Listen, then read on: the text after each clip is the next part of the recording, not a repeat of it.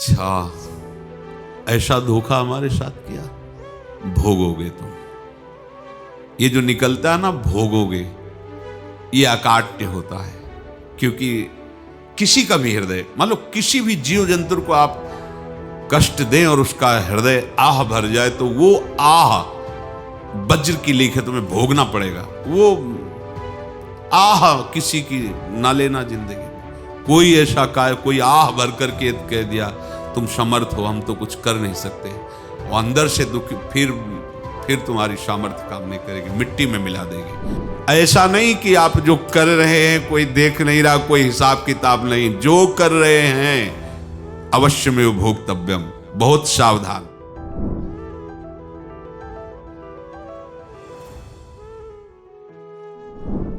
जीव स्वयं नित्य निरंतर कर्मों के जाल को रच रहा है और अपने आप को बांध रहा है। आपको मुक्त होना है, बंधना नहीं है।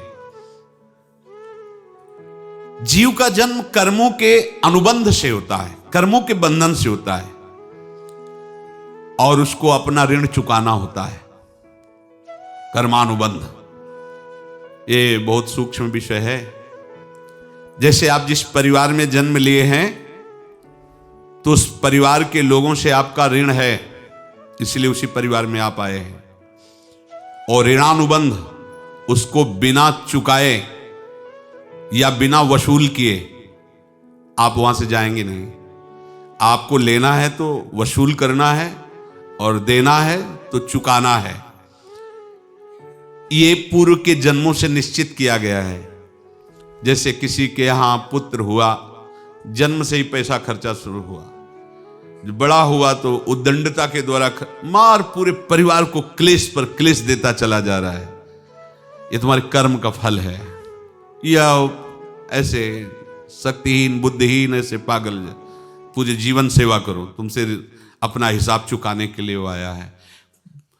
अब परिवार के जो सदस्य जुड़े आके, मतलब पत्नी आते ही पूरी हृदय में आनंद, परिवार में आनंद, और जीवन भर वो आनंद ही सुख देने के लिए उसका जन्म हुआ। वो अपना ऋणानुबंध मुक्त, और आते ही भयंकर क्लेश खड़ा कर दिया, बीच में दीवाल और झगड़ा वैसा, फिर अतरे दिन मारपीट शुरू, कलह अशांति, पूरा जीवन नरक हिसाब करने आए।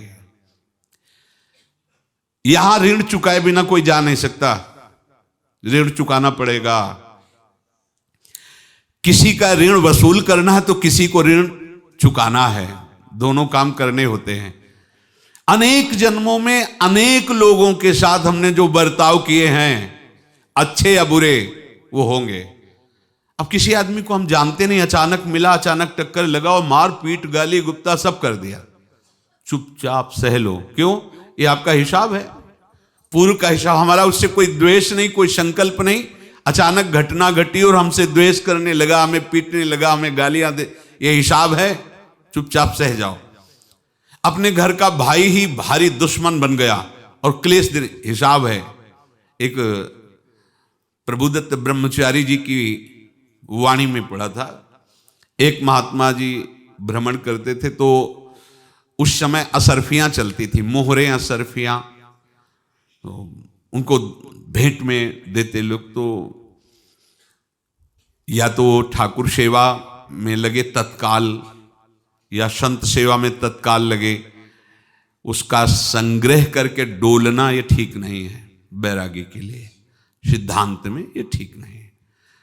तो जब 2, 4, 6, 8 ऐसे मोहरे हुई, तो उन्होंने विचार किया कि और भ्रमण करके जब काफी मोहरे हो जाएंगी, तो प्रयागराज में जब कुंभ पड़ता है, एक बार पूरे सब अखाड़े के संतों को, अलग अलग संप्रदाय सब संतों को बुलाएंगे और सबको पुआएंगे।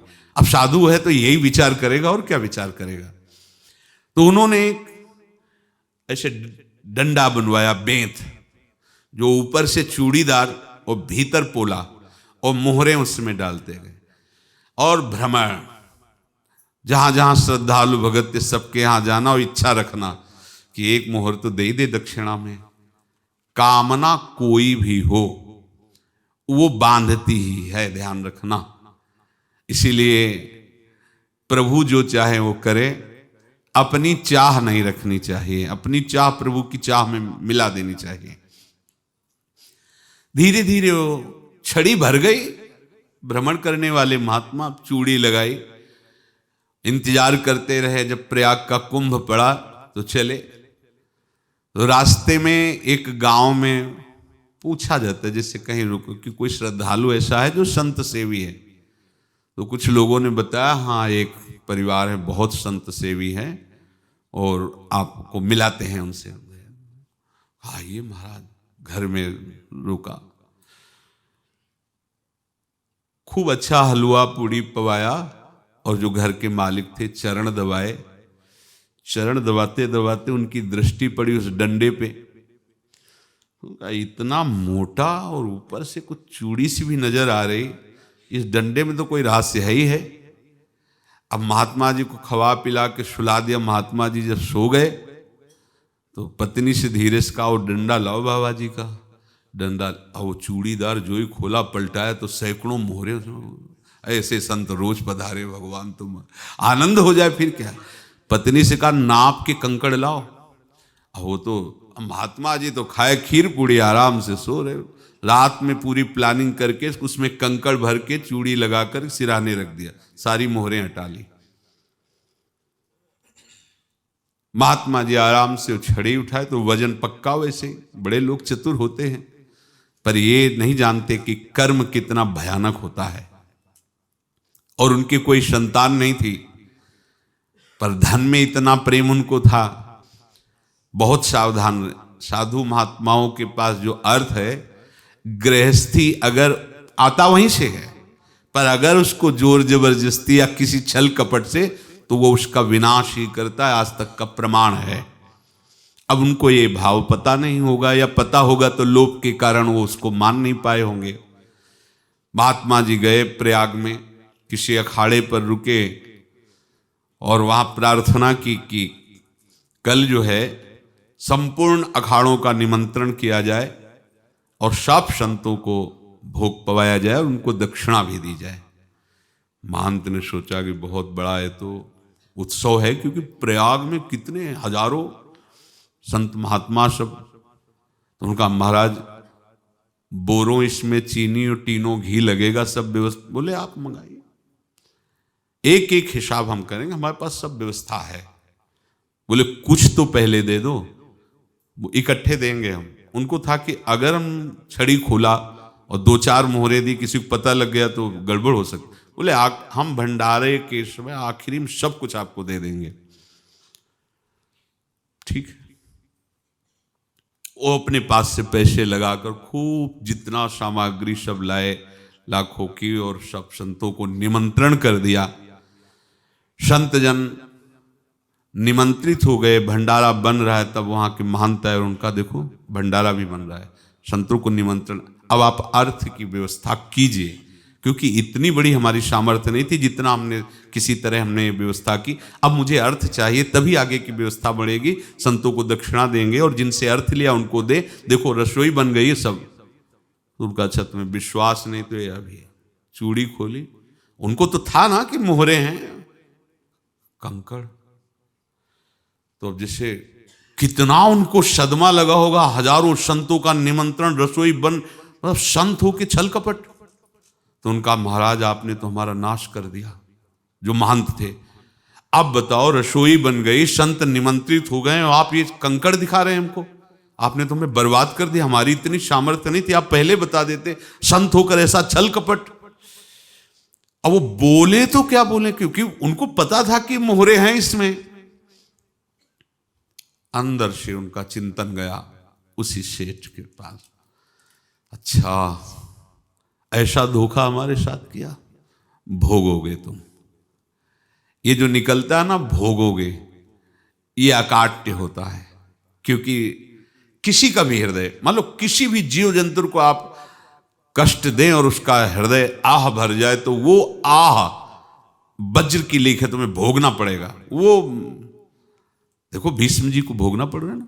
सांप को ऐसे धनुष की नोक से उठाया और बंबूल के कांटों के ऊपर फेंक दिया, कई दिन तक शेदा हुआ, वो आह भर करके मरा। तो आपको 6 महीने बाणों की सैया पर आह किसी की ना लेना जिंदगी में।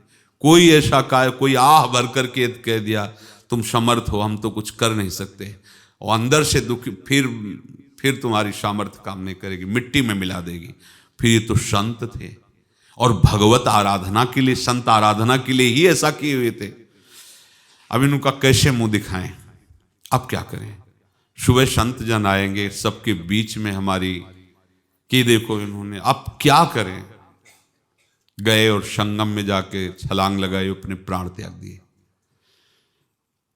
अब उनके तो पास मोहरे थी और व्यापार बढ़ा, और 9-10 महीने बाद ही लड़का हुआ। अब तो उनको कि संत फलीभूत हो गया। देखो व्यापार चल रहा, लड़का नहीं होता था, लड़का भी हो गया, बड़ा आनंद छा रहा है। जब से वो प्रकट हुए और धन की वृद्धि शुरू हो गई, पढ़ाई लिखाई में उनके खर्चा हुआ सब, बस बीमारी शुरू हो गई उनके शरीर में, अब उसमें पैसा जाना शुरू हुआ।